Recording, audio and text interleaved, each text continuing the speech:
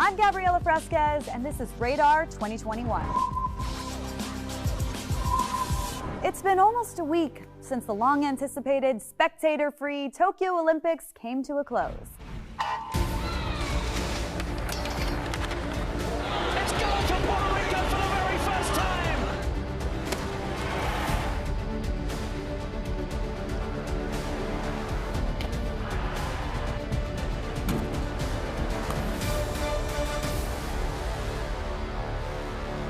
Were the empty stands triggering for anyone else whose parents never showed up to their sporting events, or just me? This year, it felt like the purpose of the games, to make us feel completely unworthy in the presence of mind-blowing athleticism, was overshadowed by a slew of controversies that we won't be forgetting anytime soon. The top medical advisor in Tokyo just last week cautioned against having any fans. Global outrage this morning after Becca Myers, a three-time Paralympic gold medalist swimmer, officially withdrew from the Tokyo Games after being told she could not bring her personal care support assistant. Richardson apologized for the positive test, saying she used marijuana to cope with the death of her biological mother. Other stories that dominated this year's Olympics revolved around how the International Olympic Committee regulates athletes and determines who exactly is eligible to go for the gold. As track superstar Sha'Carri Richardson reminded the world, athletes are humans. I just say, don't judge me, because I am human. I'm you. I just happen to run a little faster. And so I apologize for the fact that I didn't know how to control my emotions. The Olympics have a history of amplifying debates around things like human rights, race relations, gender identity, and bringing them to a worldwide stage. They also have a legacy of censoring athletes with something called Rule 50. To understand political speech at the Olympics today, you have to go back to 1968. Can you imagine getting push alerts on your phone in 1968? You think 2020 was a lot. So Martin Luther King is assassinated in April. Robert Kennedy is assassinated that summer. The Democratic Convention explodes. Two African-American runners, Tommie Smith and John Carlos, won the gold and bronze for the 200-meter event at the 1968 Olympics in Mexico City. John Carlos and Tommie Smith had already debated, okay, what are we going to do? They go to the medal podium in socks, and that's a way of talking about Black poverty. They have a pair of black gloves, each of them is wearing one, and that's how they bring attention to raising the fist, which is the Black Power salute. This led to the creation of Rule 50 in the Olympics Charter in 1975. You can tell that Rule 50 comes out of exactly this protest we've been talking about. There's some particular language in there where they say you are not to express national or racial, I think they actually use the word propaganda. The IOC has somewhat relaxed Rule 50, but Professor Mooney thinks social media could pose an even greater challenge to its enforcement. There's this, I think, increased awareness of athletes as human beings rather than sort of vehicles of achievement. But I also think social media has a role to play in allowing athletes to express that kind of sort of dual, I am an athlete, but I am also a person. And I think social media is going to allow those conversations even to circumvent things like Rule 50. And while the IOC has never stripped a medal because of a political statement, it has punished athletes for protest by sending them home or permanently expelling them from the games. But last year, the IOC loosened speech restrictions, and in a surprise to no one, this year, Olympians had a lot to say. If I wanted to represent the U.S., I could. If I want to represent Puerto Rico, I can, which I did. There's a lot of people like me out there that is mixed or grew up in the States, and we know our Puerto Rican roots, though. There are more openly out LGBT athletes at this Olympic Games than any other Olympic Games previously. And I hope that any young LGBT person out there can see that no matter how alone you feel right now, you are not alone and that you can achieve anything. Wir wollen einfach eine freie Entscheidung und jedem die freie Möglichkeit überlassen, sich so anzuziehen, wie er möchte, und dass das auch überhaupt nicht von der Leistung abhängt, überhaupt nicht davon abhängt, welchen Kaderstatus man hat. At the end of my flow routine, I just on my knees and then just have like my fist up in the air for like Black Lives Matter. I really do it just to show, equality and justice and love. I think that's for me, that's what, Black Lives Matter mean. I think it means, that Black people deserve and to be treated with respect and to have the same chances and same opportunities as other races. Were there any consequences after you did your floor routine? I didn't really think of Black Lives Matter as something political, so I was like, oh no, it's fine because it's not political, right? I did it in the Pan American Games and no one really said you can't do that. But the Costa Rican Olympic Committee did say to me it's better not to do these things at these events because it's not really permitted. But I just said, I wasn't really trying to manifest against anyone or protest against anyone. I was just doing it because I think it means love and respect. So that's why I did it, and I was actually kind of scared after I did it because I was like, oh gosh, that was not really allowed. And so it was kind of on me for not reading the rules first, I guess. But I think that it is really important to let people be free and express themselves however they want to. Another IOC regulation that's dominated this year's games had to do with trans athletes, whether they should be allowed to compete and how. Gender has been policed in sport since we've had organized sport. So there's this sense that in the female category that you have to prove you're a woman. So this idea that if a woman is too big, too fast, too strong, then there's no way she can actually be a woman, that she must compete herself out of the female category and then she must be a man and therefore must be tested. So we saw mandatory sex testing all the way up until 1999 at the Olympic Games. Male athletes never had to do this. It was only women athletes. In 2003, the IOC introduced their first trans inclusion policy. And then in 2015, the IOC updated that policy. The 2015 consensus statement also outlines years on hormone replacement therapy for trans women, a specific testosterone level or threshold that trans women must be underneath in order to compete in the female category. And then for trans men, it really allows trans men to participate without restriction. Until we acknowledge the fact that this conversation is just as political as it is scientific, then we're not going to be able to move forward. Trans athletes have been allowed to participate at the Olympics since 2004, but this was the first year anyone did so openly. Fortunately, there are people all over the world using this as an opportunity to educate and drown out the negativity. I got recruited to swim in college at 16, and that was when I got my recruitment letter from Harvard and was really excited about that. But also at the time I was really struggling with my gender identity. I learned that I'm transgender and I learned all these other things about myself. And that's when I started being like, okay, now what do I do about sports? I came out to the women's coach, Steph, first. She was the one who had recruited me. And I just said, hey, I'm transgender and I don't know what to do. I just know I want to swim. And she was like, I don't know what to do either. Like, I'm not really sure what we're going to do, but I know we'll figure it out. She was very loving and caring towards me in that way. And she was actually the one who brought the men's coach in and said, what should we do, to the men's coach? And the men's coach was like, well, you're a male swimmer. Why wouldn't you swim for me? I'm on the men's swim team, right? Which sounds really simple, but as you know, and as anybody watching this probably knows, that's not that simple. If I were a trans woman, there would absolutely have been more hoops for me to jump through. I think logistically, I would have had to prove that I was on testosterone suppressants for one documented year before I could have started on the men's team. The fear, I think, surrounding trans women specifically in sports, the fear is that somebody's going to elect to transition in order to have domination. And the fear is that countries are going to maybe encourage that or something. And the reality is that that's not going to happen. And the other thing is that when a trans woman wins, they are not displacing other women, except that they are just winning because they're just another woman. This year, trans athletes Laurel Hubbard from New Zealand's weightlifting team and Quinn from Canada's soccer team both competed at the Games. But other trans Olympic hopefuls like Cece Telfer were barred due to testosterone levels not meeting IOC requirements. A stipulation the IOC has now said they'll change for the future. Most of the arguments have been based on research about cisgender men in comparing cisgender men to cisgender women in sports. There continues to be this underrepresentation of trans people in sports. And I think it's because they don't have this athletic advantage that everyone's saying they have.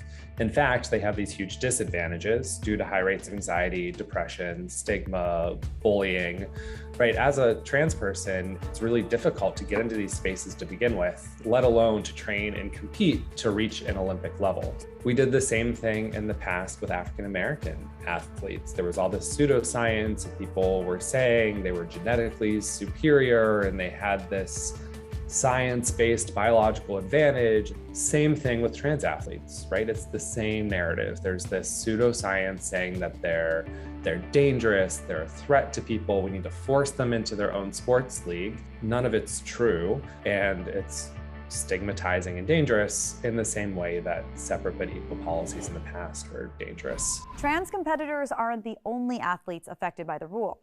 This year, 2 female Namibian track and field stars were banned from competing in certain events because their natural testosterone levels were too high. Funny how no one thought to ban Michael Phelps for his naturally occurring double extended joints, powerful lung capacity, or disproportionately long torso.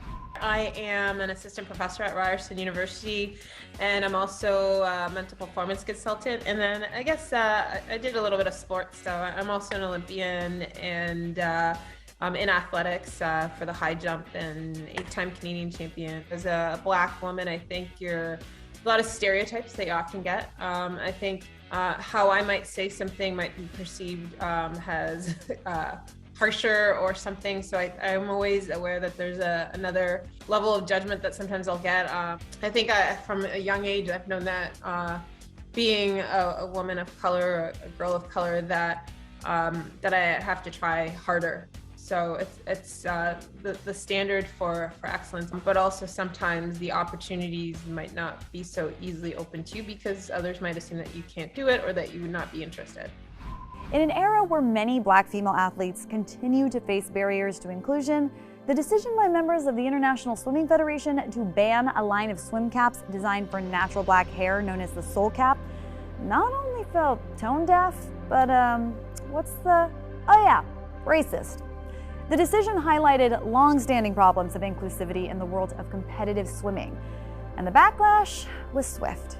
I think what we are trying to say as a community is hear our voice. If we want the sport to be more inclusive, then we have to work at understanding some of the barriers that preclude our community, people of color, women especially, with hair like Alice's from engaging in aquatics as a whole and swimming. And hopefully, if we do have options like the Soul Cap, we will have a lot more young athletes in the sport.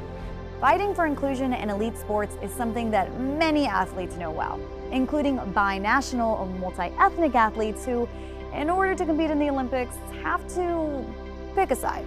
I ran the 5,000 meters and I represented Guatemala at the Olympic Games. That was my first time ever out of the country, so just being able to have the opportunity to first time to ever leave the country since I was born was a pretty unique experience. I'm a DACA recipient, and the process was pretty rough. DACA does not allow me to leave the country unless for special reasons, and the Olympics was a special reason. I think I was the only Central American in the longer distance events for athletics, and just it was an honor and a privilege just to be wearing Guatemala just because I was born there, so I have that birthright to compete for my country. I was born in Guatemala, but at the age of 1 year old, I left to the States, and there is no pathway for me to be a citizen or apply for citizenship in any form or way. Imagine if I didn't go to the Olympic Games, and just because I couldn't go, just because I'm under DACA, but it's just a really challenging process for people like me to leave. I'm currently 22 years old right now, and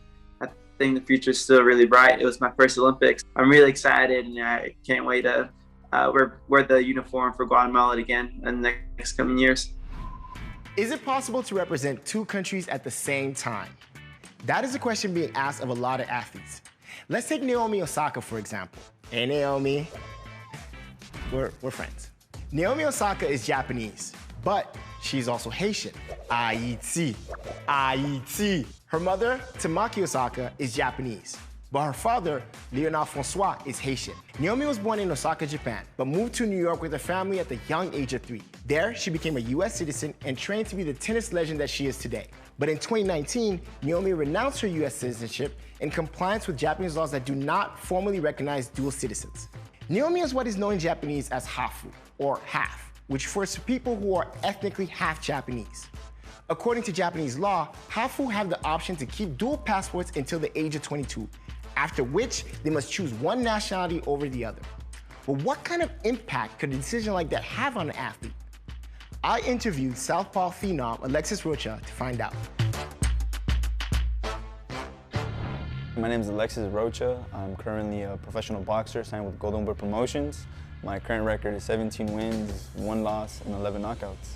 And where are you from? Oh, my parents are originally from Mexico. I was born here. So Alexis, when you're in the ring, do you feel any pressure to represent like one culture over the other? In the ring, I want to say I'm more Mexican.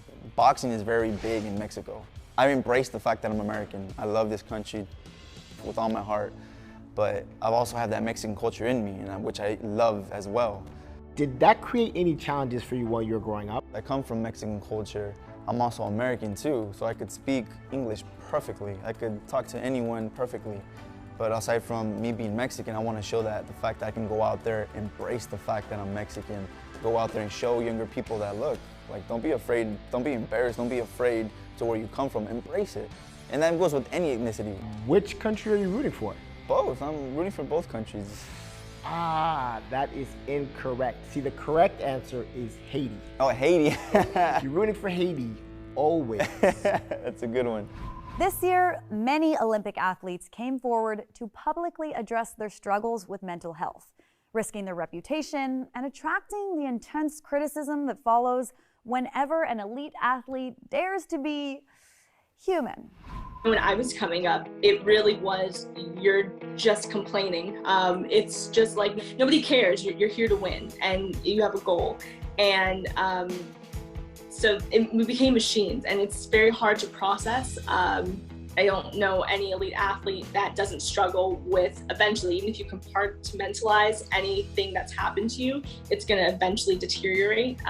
So if you just are constantly told not to talk about it, it's going to show up in either your performance or even off of your sport, just in your personal life. So I think it's absolutely amazing that athletes are saying, hey, we are human. Just because we are able to do incredible things with our bodies, we are still human. We still feel the pressures. We still want to talk to somebody. And I think it's absolutely amazing that they're so brave to have a platform to talk about it. Rod Benson, who in the heck are you? What's going on? Tell me everything. I played 12 years of professional basketball, 3 in the US, 8 in South Korea, and a year in France.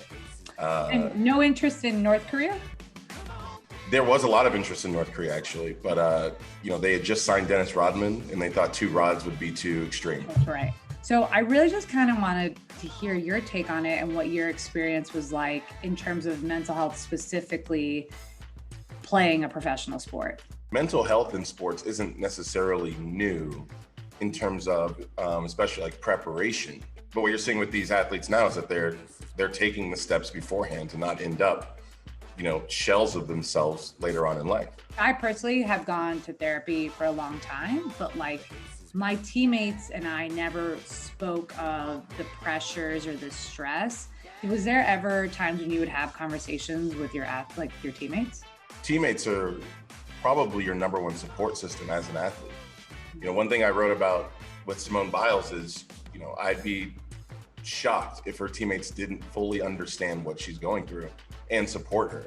It's the outside forces that tend to see it different. She went from being a gymnast and being one of the greatest athletes of all time to being more than that. And I think what we're actually seeing is, especially like Black women are really taking the reins and changing the landscape. I don't know why people are having such a tough time accepting that athletes need mental health support. There's 10,000 people probably worldwide right now who have the ability to play in the NBA physically, and only 400 who have the extra bit that no one else has. So everyone talking about this are people who've never done it. They've never crossed these lines. They've never had to change fundamentally as a person to be successful at sports. Athletes like Naomi Osaka, Simone Biles, and Sha'Carri Richardson all spoke candidly about the pressure of competition and the toll it's taken on their mental health. Put mental health first, because if you don't, then you're not going to enjoy your sport and you're not going to succeed as much as you want to. So it's okay sometimes to even sit out the big competitions to focus on yourself, because it shows how strong of a competitor and person that you really are, rather than just battle through it. As someone who fancied herself a professional bench warmer in middle school, I have mad respect for the work ethic on display at the games. I mean, I'll never have the discipline of a synchronized swimmer, but that's what makes me relatable. The IOC's rigid regulations require athletes to conform to standards that often strip them of their identity and their voice, which is dehumanizing. By treating athletes like human beings, the Olympics will continue to attract and retain the fiercest competitors from all over the world, which means we all win. And if there's one thing I know about sportsing, isn't winning like the entire point? I'm Gabriela Fresquez for Radar 2021.